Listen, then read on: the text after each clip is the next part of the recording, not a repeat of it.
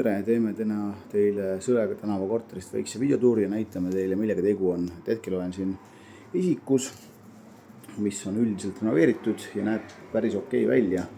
Aga nüüd vaatame korterisse sisse. Et korteri suuruseks on meil 44,3 ruutmeetrit ja nagu näete, siis korter vajab täielikku kapitaalremonti. Ja näitan teile siis, milline see planeering hetkel välja näeb. Et siin oli siis meil välisuks, siit kohe vasakule elutuba. Kõik küttekehad, mis siin on, ei ole töökorras. Ja vaade on meil siin siis Sõle tänavale, esimene korrus.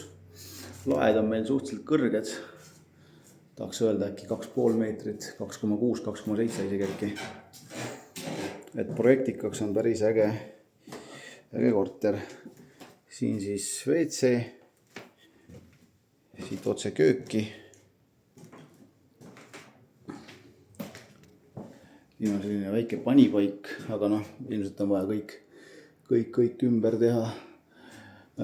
Minu andmetel ainuke kandev sein peaks olema siis see sein, mis on meil siin magamistoa ja elutoa vahel.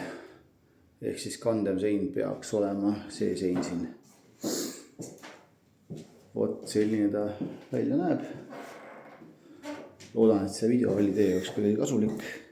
Kui tunnete antud korteri vastu huvi, siis olge hea ning võtke minuga ühendust.